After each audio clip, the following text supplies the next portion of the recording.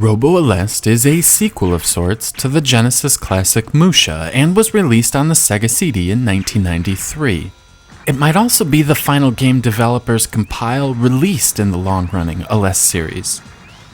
On the surface, Robo Aleste looks similar to M.U.S.H.A. You pilot a giant steam engine-powered ninja mech through 7 different vertical scrolling stages. You have a pair of pods that flank your side and assist you on your journey. These pods are indestructible and provide great defense and offense. Collecting power-ups will give them new capabilities that are essential to progressing through the game. However, the yellow power-up is significantly better than the others.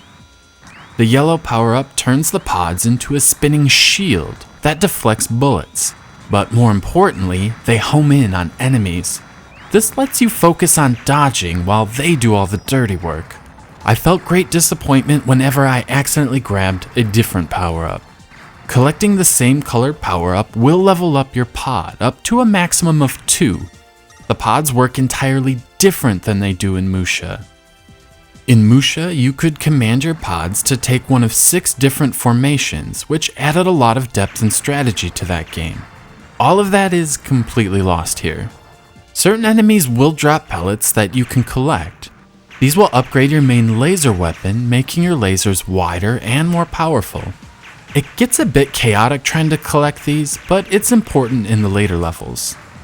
Again, in M.U.S.H.A, collecting pellets increased your stock of pods as they were not indestructible in that game. I guess it's interesting they changed things up in Robo Aleste, but I feel they took a giant step backwards rather than forwards. Still, the mechanics work well and are better than most shmups of the early 90s. The level design is a bit of a mixed bag. The backgrounds are overly simplistic with few colors and lacking detail. On the flip side, the enemies are large, colorful, and full of detail. They provide a nice contrast to the basic backgrounds, and it's actually really easy to make out the bullets and figure out what is attacking you.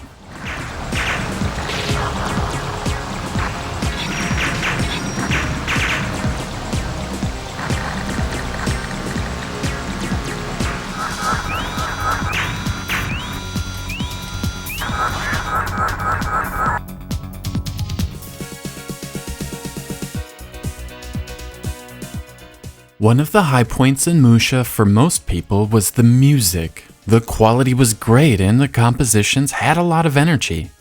Robo Aleste has a lot to live up to, and you know what? I think they succeeded.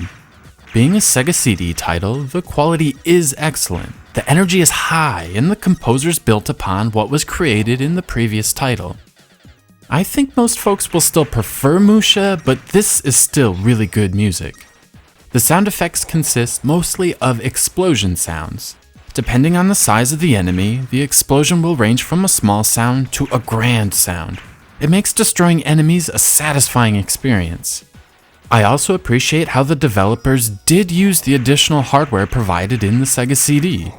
While not everywhere and not used often, there is a little bit of sprite scaling here and there. Again, it's not much, but I'm glad the developers did elevate this past a simple Genesis game with a CD soundtrack. Robo Aleste is quite brutal in the difficulty department. I found M.U.S.H.A to be fairly forgiving and balanced. This game is hard right from the start, and it's really easy to get overwhelmed by enemy fire and quickly lose all of your lives. I believe there are unlimited continues, but it really doesn't matter. As I mentioned earlier, the yellow power-up is your best chance for survival, as your pods do a good job of clearing out enemy bullets as well as destroying enemies while you focus on not being dead. It's almost unfair how much better this item is compared to the others, and I feel the weapon system could have been a little better fleshed out. The Sega CD is often criticized for being nothing more than a system with a bunch of bad full-motion video titles. This couldn't be farther from the truth, and Robo Aleste is a good showcase for the system. It had more processing power than the Genesis or SNES, and that is evident by the rock-solid frame rate and sprite scaling effects. I like Robo Aleste a lot. The graphics are excellent, and I appreciate how the developers throw a lot of enemies and bullets on the screen, yet everything is still easily discernible. The soundtrack fits the action well, and the controls are among the best of the 16-bit shmups. However, Robo Aleste will always live in the shadows of its beloved predecessor, M.U.S.H.A, and therefore gets a not as good as M.U.S.H.A out of 5.